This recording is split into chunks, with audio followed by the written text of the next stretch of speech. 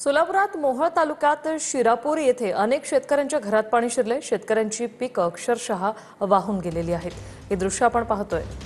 सागर सुरवसे आमचे प्रतिनिधी आपल्या सोबत थेट जोडलेले आहेत। सागर, आपण पाहतोय लोकांच्या घराघरात पाणी गेलेलं आहे, शेतकऱ्यांची पिकंही वाहून गेलेली आहेत। काय सांगाल? विषय आपण पाहतोय खरं तर सोलापूर जिल्ह्यातल्या शेतकऱ्यांवरती अक्षरशः आसमानी संकट जे आहे ते पाहायला मिळतंय। मी आता मोहोळ तालुक्यातल्या शिरापूर गावामध्ये आहे आणि आपण पाहतोय जवळपास छाती एवढं पाणी जे आहे ते या ठिकाणी या शेतामध्ये साचल्याचं चित्र आपल्याला पाहायला मिळतंय। खरं तर अतिशय कष्ट करून दिवसाची रात्र आणि रात्रीचा दिवस करून या ठिकाणी या शेतकऱ्यांनी ही शेती पिकं जी आहेत ती पिकवलेली असतात।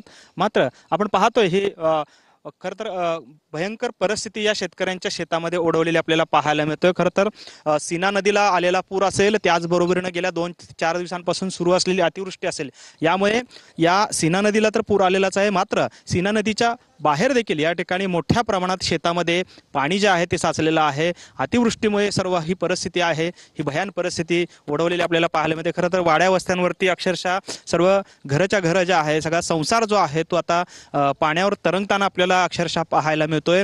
अगदी 15-20 फूट पाणी जे आहे ते शेतकऱ्यांच्या शेतामध्ये असल्याचं देखील आपल्याला पाहायला मिळतंय। आपल्यासोबत इथले स्थानिक शेतकरी आहेत। काय परिस्थिती आहे, यापूर्वी अशी परिस्थिती कधी आलेली होती का तुमच्याकडे आणि काय भावना आहेत तुमच्या? काय कधीच नाही। जवळजवळ 20-25 वर्षापूर्वी कधीच पाणी इथपर्यंत आलं नाही। ही पहिलीच वेळ आहे। काय काय नुकसान तुमचं झालेलं आहे? काय काय पेरलेलं होतं शेतात?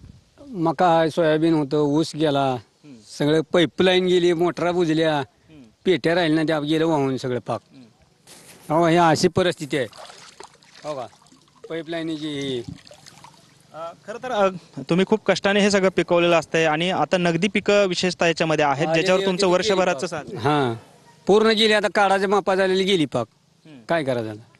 काय काय तुमच्या शेतामध्ये होतं पेरलेलं आहे? सोयाबीन होती, मका होता, ऊस होता, सगळेच गेले वाहून पाक। आता काय करायचं?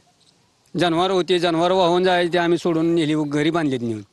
मग काय विषयाला आपण पाहतोय ही विदारक परिस्थिती आहे। मोहोळ तालुक्याला मोठा फटका जो आहे तो बसलेला आहे। खरं तर सोलापूर जिल्ह्यातले 3 तालुके जे आहेत त्या या अतिवृष्टीमुळे बाधित झालेले आहेत आणि विशेषतः सीना नदी क्षेत्रातले जे हे 3 तालुके आहेत त्यांना मोठा फटका बसलेला आहे। जवळपास 2 लाखपेक्षा अधिक क्युसेक्स वेगाने पाणी जे आहे ते या नदीमध्ये सोडलेलं आहे आणि आपण ही परिस्थिती पाहतोय। खरं तर या ठिकाणी सोयाबीन असेल, उडीद आहे, मूग आहे, त्याचबरोबरीनं मका सुद्धा आहे। मात्र हे सर्व पीक जे आहे ते आता पाण्यामध्ये गेलेलं आपल्याला पाहायला मिळतंय। जवळपास 20 फुटांपेक्षा अधिक पाणी जे आहे ते या शेतांमध्ये राहिलेलं असल्याचं आपल्याला पाहायला मिळतं। त्यामुळे एकंदरीतच खरं तर खूप कष्ट आणि दिवस रात्र करून तळहाताच्या फोडाप्रमाणे शेतकऱ्यांनी ही शेती जगवलेली असते। मात्र या शेतीची अवस्था जर आपण पाहिली तर अगदी अक्षरशः त्यांच्या घरामध्ये छाती एवढं पाणी आपल्याला